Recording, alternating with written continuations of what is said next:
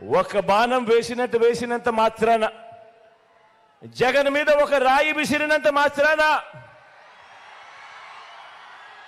జగన్ మీద ఒక రాయి విసిరినంత మాత్రాన జరగబోయే ఎన్నికల కురుక్షేత్రంలో ఆ దుష్టయం ఓటమిని, ఆ పెత్తందారుల ఓటమిని, మన పేదల ప్రభుత్వం గెలుపును ఎవ్వరూ ఆపలేరు.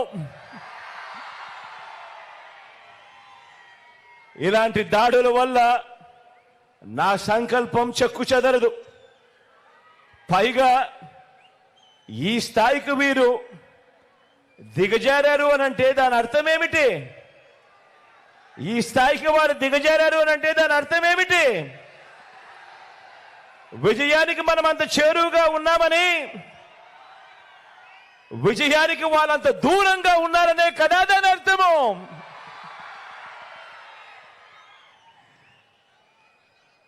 అందుకే చెప్తా ఉన్నా, ఈ తాటాకి చెప్పులకు మీ బిడ్డ అదరడు, మీ బిడ్డ బెదరడు.